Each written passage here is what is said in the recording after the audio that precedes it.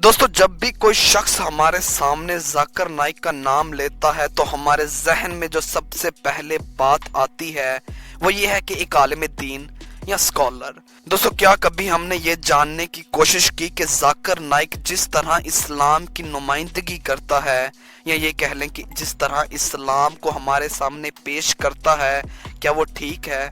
क्योंकि बेशतर लोग हम में से इस्लाम का ज्यादा इल्म नहीं रखते, इसलिए जो भी बात हमारे सामने पेश कर दी जाएगी हम उस पर आंखें बंद करके यकीन कर लेंगे। दोस्तों, आज की वीडियो में हम जाकिर नाइक पर लगाए जाने वाले फतावा जात के बारे में आपको बताएंगे और उनके भरे मजमे में बोले जाने झूठ के बारे में भी। तो दोस्तों, आपसे गुजारिश है कि आज की हमारी वीडियो मुकम्मल देखिएगा।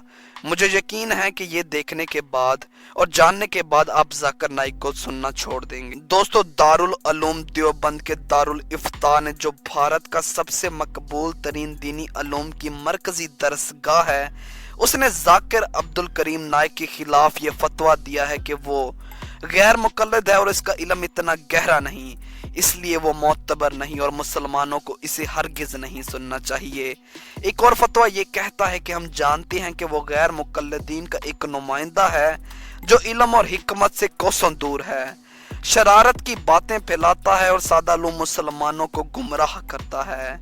इसी तरह दोस्तों, बहुत सी दीगर उलमा, साइंसदानों और मुस्लिम रहनुमाओं ने जाकिर नाइक के खिलाफ इसी किस्म के बयानात जारी किए हैं। दोस्तों, जाकिर नाइक गैर मुसलमों के मुसलमानों के बारे में रखे जाने वाले मनफी और घिसे पिटे ख्यालात को मुतसबाना, सरकश और बददियानत बनाता है।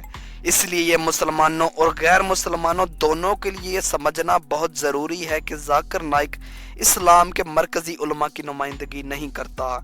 नाइक के ख्यालात इस्लाम के एक ऐसे ग्रोह की नुमाइंदगी करते हैं जिसे वहाबी कहा जाता है, और वो ग्रोह सऊदी अरब से यहाँ तक पहुँचा है। पिछली चंद दहाइयों से तेल की पैदावार से हासिल किए गए करोड़ों डॉलर सऊदी अरब से निछावर किए गए ताकि इस किस्म के इस्लाम का प्रचार करें और जाकिर नाइक जैसे लोगों की माली मदद करें। बहुत से तलीम याफ्ता उलमा के नज़दीक वहाबी फिरके को सबसे बड़े सरतान और मुस्लिम उम्मा में सबसे बड़े मर्ज के तौर पर देखा गया है। मौलाना महमूद दरिया आबादी, जो ऑल इंडिया उलमा कौंसिल की जनरल सेक्रेटरी हैं, वो जाकिर नाइक के बारे में कहते हैं वो ना तो कोई आलिम है और ना ही कोई मुफ्ती जो फतवा देता है। वो जैसा चाहता है वैसा इस्लाम का प्रचार करता है, लेकिन उसे अवामी जलसों में फतवे जारी नहीं करने चाहिए। दोस्तों, सऊदी लोग ये समझते हैं कि इन्हें ये हक मिला है कि वो पूरी दुनिया से लोगों को तंग नजरी पर मबनी वहाबी इस्लाम के दायरे में ले आए। जाकिर नाइक उनका अवामी नुमाइंदा है। मखसूस वहाबी फिरका भारत में अमल में लाए जाने वाले अवामी और बर्दाश्त पर मबनी इस्लाम के लिए खतरा है। मैंने एक दो मरतबा उसे टेलीविजन पर सुना है और मुझे सख्त मायूसी हुई है। बेशक जाकिर नाइक खुद वहाबी या सल्फी होने से इनकार करेगा, जैसा कि ज्यादातर वहाबी करते हैं, फिर भी उसके ख्यालात मखसूस हद तक वहाबी हैं।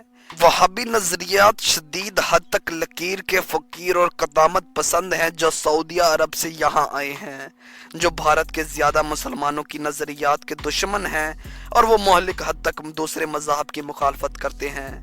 जाकिर नाइक के चंद मखसूस वहाबी नजरियात दोस्तों अब हम आपको बताएंगे जो बहुत से भारतीय मुसलमानों से तजाद करते हैं। हजरत मोहम्मद सल्लल्लाहु अलैहि वसल्लम से इल्तिजा करना। दोस्तों, जाकिर नाइक सूफी मुसलमानों से इनहराफ करते हुए हजूर अकरम से इल्तिजा करने की सख्त मजम्मत करते हैं। शरई कानून और लादीनियत पर जाकिर नाइक दावा करता है कि भारत के मुसलमान इस्लामी सजा का कानून शरीयत को तमाम भारतीयों पर लागू करने को तरजीह देंगे क्योंकि ये ज्यादा काबिल अमल है। दोस्तों, हकीकत ये है कि जाकिर नाइक एक तरबियत याफ्ता सर्जन और मुंतखब सहाइफ के हवालों की एक चलती फिरती इंसानी याददाश्त की एक ड्राइव है, लेकिन वो कोई मुफक्किर या आलिम नहीं। इस्लामी इल्म और तारीख के बारे में उसकी थोड़ी सी आम तालीम है, इस्लाम के बारे में उसे कुछ ज्यादा इल्म नहीं, लेकिन माहिरीन और साइंसदान जाकिर नाइक के तरीकाकार और तालीम को हकारत की निगाह से देखते हैं। दोस्तों, जाकिर नाइक के बारे में एक ये भी बात मशहूर है कि उनकी याददाश्त को कंप्यूटर की मानिंद तस्वुर किया जाता है। ایک مشکل دلیل کا سامنا کرتے ہوئے تیزی سے آیات کی فہرست بولنا اس کے عقیدت مندوں کو متاثر کرنے اور انہیں گمراہ کرنے میں ناکام نہیں ہوتا۔ اس سے کوئی فرق نہیں پڑتا کہ وہ مسلسل غلط یا غیر متعلقہ ہیں، کوئی ان کا اجازہ تھوڑی لے گا۔ دوستو، اغلاط کی اس فہرست کو بیان کرتے ہوئے میں بالکل یہ نہیں کہوں گا کہ میرا مقصد ذاکر نائک کو ہراساں کرنا نہیں تھا۔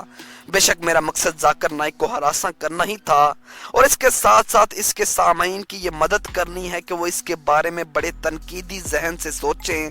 جو کچھ وہ ٹیلی ویژن پر سنتے ہیں، کوئی شخص ایسے جھوٹے اعداد و شمار، غلط معلومات، غلط منظر کشی اور دوہرے معیار کا استعمال ایسے بار بار کیوں کرے گا اگر وہ محض سچائی ہی پیش کر رہا ہو؟ دوستو، ہمارا کام تھا آپ تک سچ کو پہنچانا، باقی یہ آپ پر انحصار کرتا ہے کہ آپ اسے سن کر انسنا کرتے ہیں یا اس پر مزید ریسرچ کرتے ہیں۔ دوستو، اسی کے ساتھ آج کی ہماری ویڈیو ختم ہوئی۔ دوستو، آپ کو ہماری ویڈیو کیسی لگی کمنٹ سیکشن میں اپنی رائے کا اظہار ضرور کیجیے گا، اور مزید ایسی انفارمیٹو ویڈیوز دیکھنے کے لیے ہمارا چینل سبسکرائب کریں۔ ملتے ہیں اگلی ویڈیو میں۔ اللہ حافظ۔